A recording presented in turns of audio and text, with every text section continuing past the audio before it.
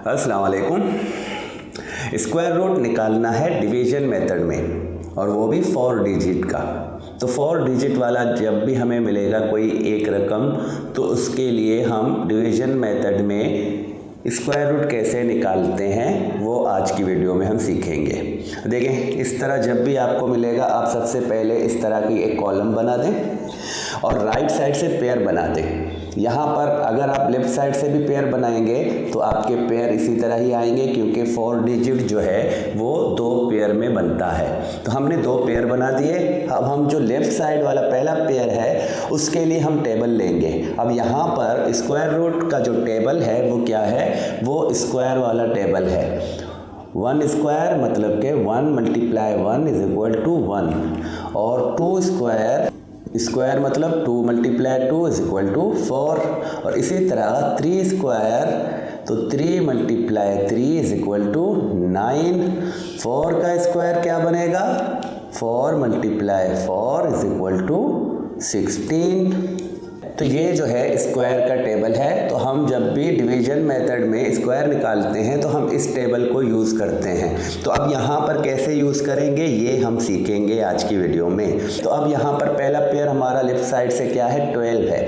तो 12 के लिए अब हमने यहाँ से टेबल लेना है। देखें, ऐसा टेबल हो, ऐसा रकम आए जो 12 तक पहुँचे या 12 के करीब छोटा हो, 12 से बड़ा ना हो। तो अब सबसे पहले 1 है, ये ज़्यादा छोटा है।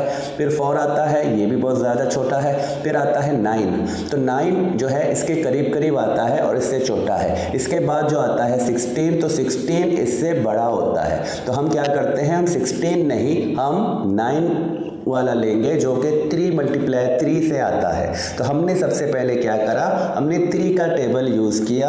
हमने 3 × 3 ऐसे करके यहाँ लिखा और इसका जो आंसर 9 आया वो हमने 12 के नीचे रखा।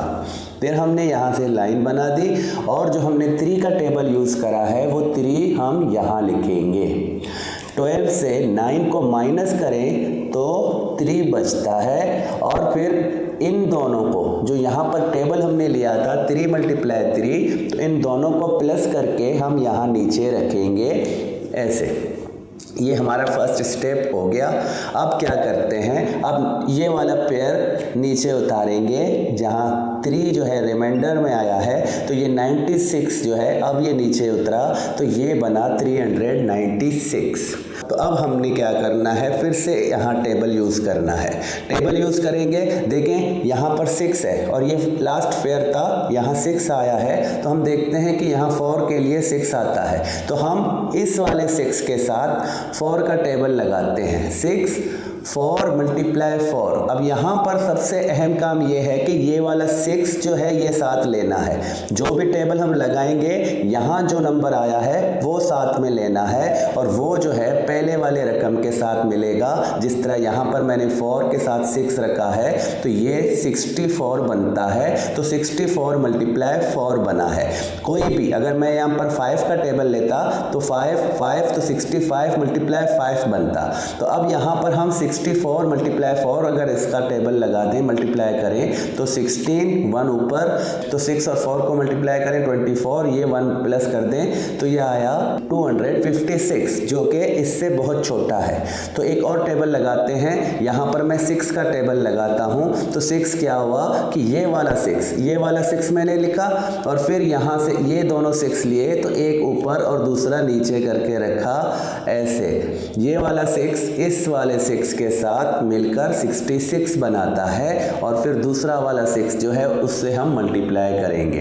तो 6 को 6 से मल्टीप्लाई किया, 6 36, 3 इधर आया, फिर 6 से 6 को मल्टीप्लाई करते हैं तो 36 और फिर ये 3 प्लस कर दें तो 39। तो अब देखें 396 मिला है जो कि यहाँ पर भी हमारी जो रकम है वो 396 है। इसका टेबल हमने लगाया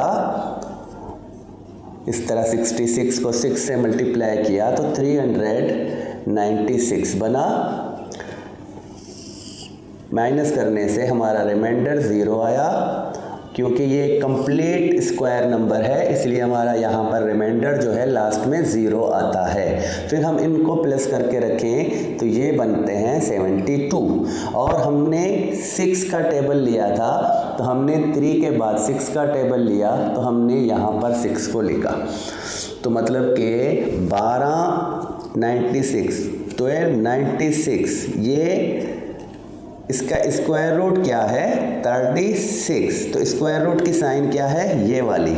तो हमने 1296 का स्क्वायर रूट निकाला तो वो क्या मिला 36 मतलब कि 36 वो नंबर है जिसको हम अपने आप से मल्टीप्लाई करेंगे तो हमें 1296 मिलेगा। मतलब 36 मल्टीप्लाई 36 तो हमें क्या मिलता है 1296। तो ये वाला नंबर जो है इसका स्क्वायर रूट है। तो ये तरीका होता है डिवीजन मेथड से स्क्वायर रूट निकालने का। उम्मीद है आपको समझ आ गई है। बस यहाँ पर इस टेबल को सही से इस्तेमाल करना सीखेंगे तो आपको कोई मुश्किल नहीं होगा। नेक्स्ट वीडियो तक खुदा हाफिज़।